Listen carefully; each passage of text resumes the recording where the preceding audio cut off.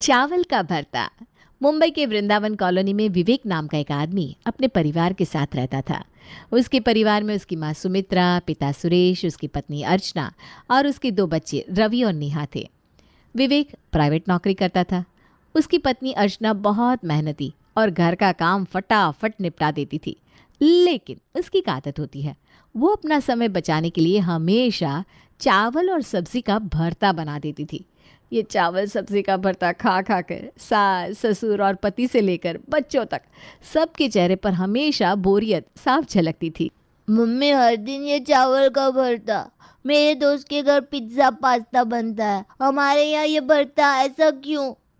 हाँ मम्मी, कोई नई चीज़ बनाओ ना, ये चावल देखकर मेरी भूख मर जाती है। अरे बहू, लगता है इस घर में सब्जियों की कोई इज्जत नहीं बची, सब चावल में घुल मिल गए। अर्चना, खाना बनाना कोई फॉर्मूला नहीं है, थोड़ा दिमाग लगाया करो। जी मम्मी जी, लेकिन घर में बहुत काम होते हैं तो बस मैं इसलिए।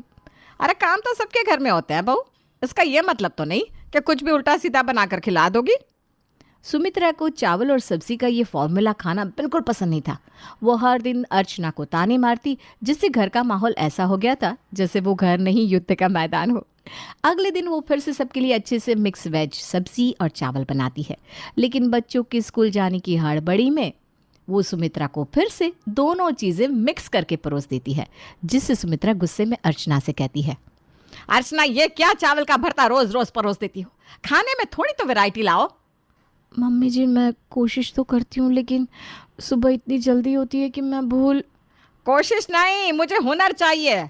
खाना सिर्फ पेट भरने के लिए नहीं होता, खाना ऐसा बनाओ कि खाने से दिल खुश हो जाना चाहिए। माँ, अर्चना इतनी मेहनत करती तो है, हर दिन सब कुछ खुद से बनाती है, और क्या करे वो। तो क्या मेहनत का मतलब यही होता है कि चावल खिला खिला कर सबकी जिंदगी नरक बना दो? इस बात पर विवेक चुप होकर सुमित्रा की बात सुनने लगता है। अर्चना भी चुप खड़ी सब सुन रही थी, लेकिन उसकी आंखों में बस एक ही सवाल था, क्या मेरी मेहनत की कोई कीमत नहीं? मैं सबका खुद से ज़्यादा ध्यान रखती हूँ, पर शायद मेरी ही कहीं गलती रह जाती होगी, जो मैं चाह कर भी किसी को खुश नहीं कर पाती। एक दिन सुमित्रा से मिलने उसके पड़ोस की दोस्त मधु आई, जो सुमित्रा की सबसे खास दोस्त थी। वो दोनों अक्सर एक दूसरे के घर आती जाती रहती थी, लेकिन इस बार उन्होंने सुमित्रा के घर के खाने पर सीधा हमला कर दिया। सुमित्रा, सुना है तुम्हारी बहू तो रोज रोज खाने में चावल का भरता परोसती है। लगता है तुम्हें उसको खाना बनाना सिखाना चाहिए, वरना कहीं ऐसा ना हो कि तुमको मेरे घर से टिफिन मंगवाना पड़ जाए। अरे मधु, ऐसी बात नहीं है, बस बहू अभी सीख रही है। वो मेहनती तो है, लेकिन जल्दबाजी में ना उससे गलती हो जाती है। सीख रही है या सिखा रही है, देख लो, बाद में तुम्हें ही झेलना पड़ेगा। फिर मुझसे मत कहना कि मैंने तुम्हें समय रहते नहीं बताया। मधु की ये बात सुमित्रा को अंदर तक चुभ जाती है। वो इसका चाहकर भी कोई जवाब नहीं दे पाती।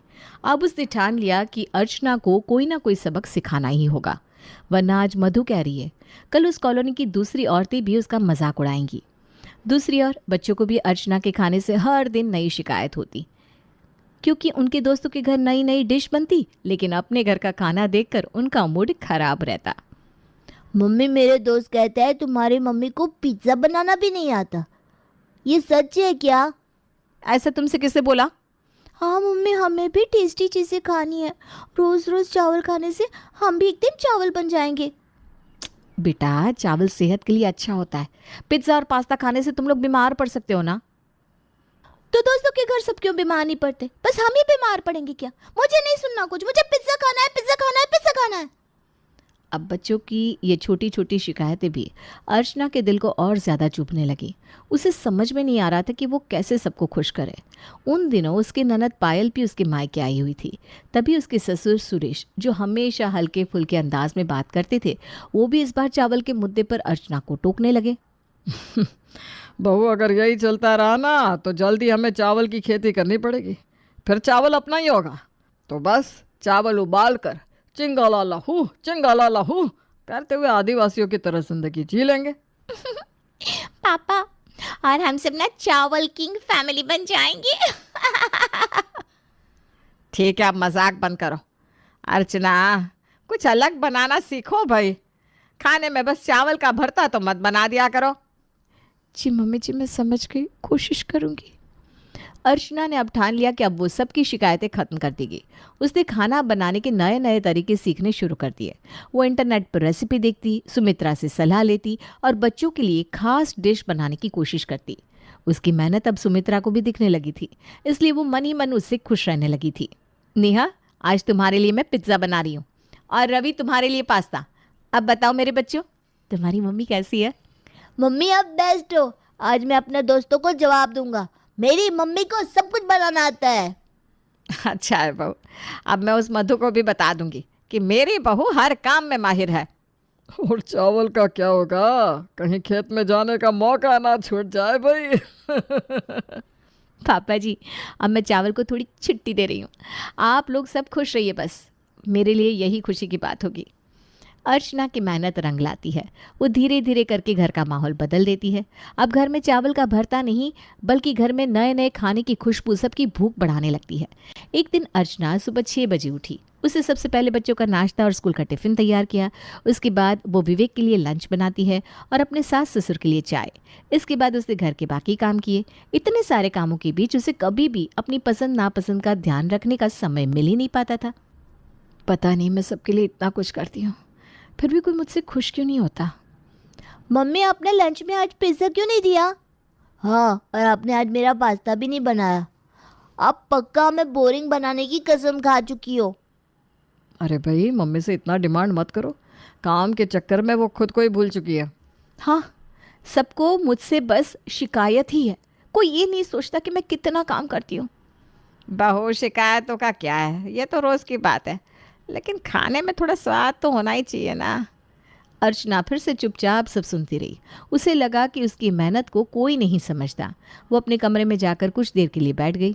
पायल ने जब ये देखा तो उसको ये देखकर बहुत बुरा लगा और उसने अर्चना की परेशानी को तुरंत समझ लिया। थोड़ी देर बाद जब अर्चना किचन में थी तो वो अर्चना के पास आई और उसने अपनी भाभी के लिए 1 कप चाय बना कर दी। भाभी, आप इतनी परेशान क्यों हो रही हो? किचन में इतनी मेहनत से इतना अच्छा काम करती हो, तो इसे थोड़ा क्रिएटिव क्यों नहीं बनाती? क्रिएटिव क्या मतलब पायल? मतलब भाभी, चावल और सब्जियों के साथ कुछ नया क्रिएटिव करो ना। कुछ ऐसी डिश बनाओ जिससे सब खुश हो जाए। लेकिन पायल, मैं ज़्यादा स्पेशल चीज़ें बनाना नहीं जानती हूँ। कोई बात नहीं भाभी, इंटरनेट देखो, रेसिपी पढ़ो और सबसे बड़ी बात, खुद पर भरोसा रखो। फिर सब कुछ आप चुटकी बजाते ही सीख जाओगी। समझ गई मेरी प्यारी भाभी? पायल की बातों से अर्चना को बहुत हिम्मत मिली। अब उसने तय किया कि वो कुछ नया करके सबको दिखाएगी। अर्चना ने सोचा कि वो इस बार खाने में चावल के साथ एक नई चीज़ ट्राई करेगी। उसने इंटरनेट पर बिरयानी की रेसिपी देखी और सब्जियों और मसालों से स्पाइसी चावल बिरयानी बनाने का फैसला किया। चलो अब देखते हैं, अगर सब खुश हो गए तो मेरी मेहनत सफल हो जाएगी, वरना जो होगा वो देखा जाएगा। अब बिरयानी बनते ही पूरे घर में उसकी खुशबू फैल गई। आज सब अपने आप ही खाने की मेज़ पर आकर बैठ गए, लेकिन जैसे ही सबने पहला निवाला खाया, उन सबकी आंखें फटी की फटी रह गई। अरे बहू, ये क्या है? ये बिरयानी नहीं, मसालेदार खिचड़ी लग रही है। और ये मसाले ऐसे लग रहे हैं जैसे किसी ने बारूद मिला दिया हो। डव पोछा तारन शैम्पू के बाद रसाकसी। बिल्कुल टोटल रस्साकसी। बार बार रसाकसी से डैमेज बढ़ेला, यही से डव कंडीशनर। मम्मी ये बिरयानी नहीं, ये फायर चावल है। मम्मी, अगली बार थोड़ा कम बारूद डालना, वरना हम स्कूल से छुट्टी ले लेंगे। बिरयानी खाने के बाद पूरा परिवार पानी पी पी कर अपनी हालत संभाल रहा था। अर्चना को ये सब देखकर बहुत बुरा लगा। वो चुपचाप अपने कमरे में चली गई। विवेक समझ गया कि अर्चना बहुत दुखी हो गई है, इसलिए वो उसके पास गया और उसने अर्चना को समझाने की कोशिश की। अर्चना, सब कुछ एक दिन में परफेक्ट नहीं होता। तुमने कोशिश की, यही हमारे लिए सबसे बड़ी बात है। लेकिन सब मुझ पर हंस रहे थे। आप सबने मेरा मजाक उड़ाया, उसका क्या? लगता है मैं कभी कुछ भी सही से नहीं कर सकती। अरे यार, ऐसा मत सोचो। हर नई शुरुआत में थोड़ा समय लगता है। तुमने मेहनत की है और मैं इसे समझता हूँ। बस थोड़ा धैर्य